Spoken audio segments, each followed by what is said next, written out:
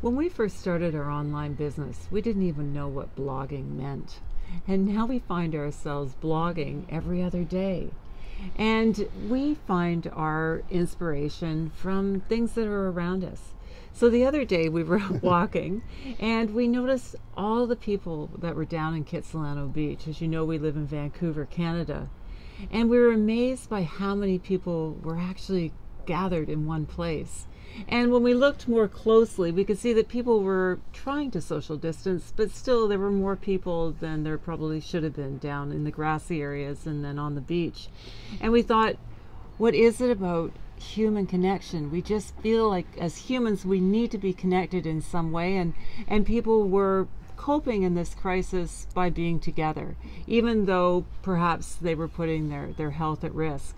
So in this video we're going to share our thoughts about some other ways of coping in these difficult times that may be a little safer than gathering down in a crowded area. So one idea for coping with this crisis is nurture your creative juices. We've got a story that goes back to 1890, and his name was William Wrigley Jr., the founder of Wrigley Gum. And he was a struggling baking powder soap salesman, and as I say, things were not going well. And when he was making his sales, he was handing out gum to his customers, and he realized that the gum was way more popular than the baking powder or the soap. So the story has its own ending. He was the founder of a very successful and continues to be successful Wrigley's Gum.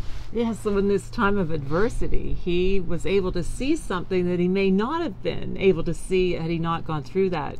But it created that monumental success. The second thing is, we all know that adversity is going to happen. And I'm not quoting very well, but it's John Maxwell, that adversity is inevitable. Learning from adversity is optional. And that's a paraphrase from John Maxwell. So we all have the opportunity to learn in these difficult times and be better when we get to the other side. Number 3 is recognize you've come a long way. Sometimes it's easy to focus on things that we don't have rather than to be appreciative of the things we do have. And it's good to just give yourself a pat on the back and realize that life is not easy. As a result of this COVID crisis, things have changed, and the things that got you here aren't going to get you to where you want to go.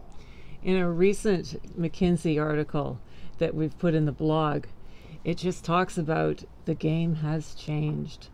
We are all communicating this way. We're all buying what we need online. Most offices and businesses are closed. Who's to say that going forward that the employers are going to want to have those huge overhead costs? Or if as employees we want the 1 hour, 2 hour long commutes. The world has changed. So it's time to ask yourself some tough questions.